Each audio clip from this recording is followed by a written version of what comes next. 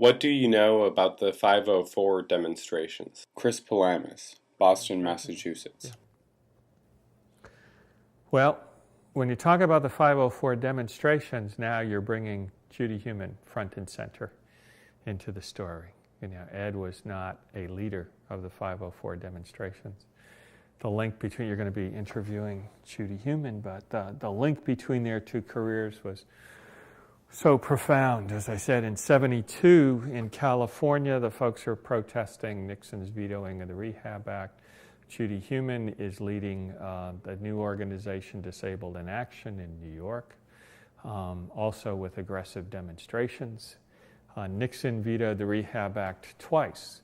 He vetoed it again in 1973, and then the demonstrations are down in Washington, or some of them, and Judy Heumann went on down to D.C., and she first met a couple of folks who were involved in the startup of the Berkeley Center for Independent Living there in Washington.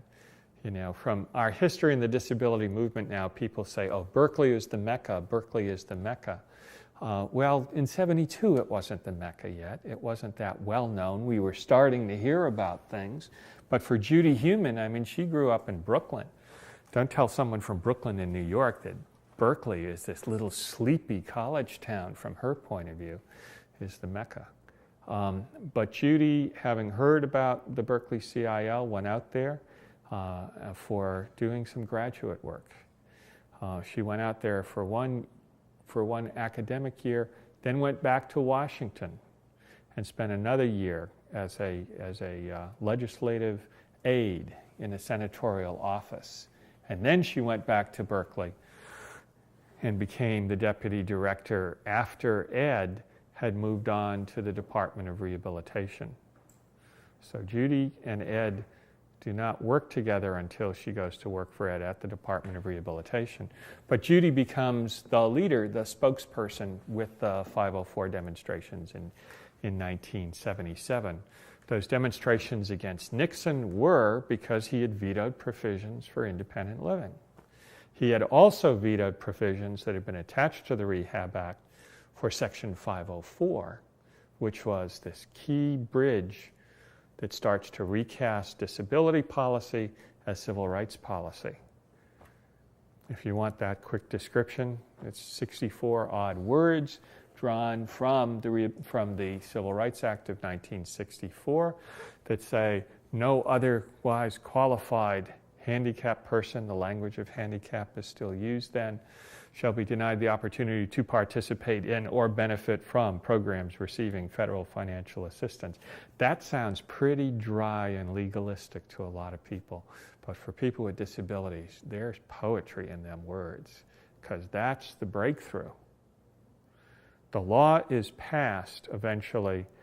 Section 504 is passed as part of a compromise piece of legislation, the Rehab Act in 1973, because the big tussle is around independent living services. Richard Nixon is cutting budgets.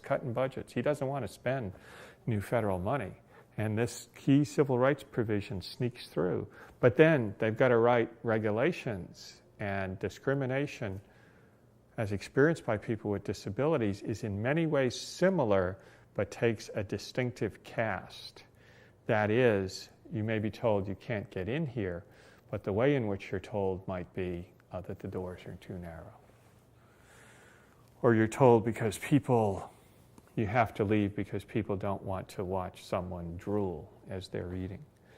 So the regulations implementing Section 504 get hung up. Judy Heumann's had her experience in Washington, developing her contacts.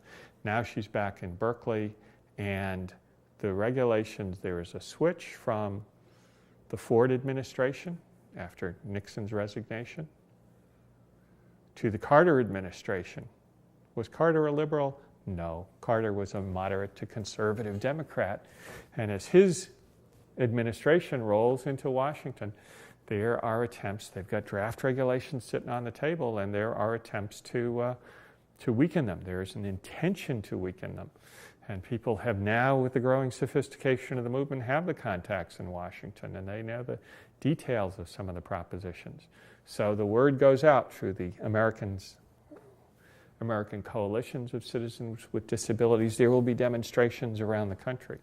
The one that really takes fire, there are demonstrations in a number of cities, and most of them fold up shop after an afternoon or a few hours or a day. But in Berkeley, people have decided to occupy the offices of the Department of Health, Education, and Welfare. They go on in, they occupy the offices, takes the HEW staff by surprise. The strategist is a woman by the name of Kitty Cohn. The spokesperson is Judy Heumann. Judy is New York. She's Brooklyn. She's in your face. You know, when you look at Ed and Judy side by side, Ed is laid back, punctuating his language. It's one of the reasons why people didn't perceive Ed's anger. It's, you need some breath to get that out. And Judy Heumann had all of that New York fire, and she could express it very, very strongly with a very cutting, barbed edge. A barbed edge still rooted in that great love for the people for whom she was speaking, but she was in your face and direct. So the 504 demonstrations are the stonewall of the disability rights movement. They are the Memphis bus boycott. They are the coming of age of the disability rights movement, because this attitude that is so radical and so revolutionary, it is about rights. It is not about petitioning, please give us this. It is now about, when you look at the Declaration and the Constitution of the United States and understand that meaning as gloriously interpreted by the Warren Court of the 1960s, your conclusion is, for people with disabilities, Section 504 is just the start. The full story is going to unfold with the Americans with Disabilities Act.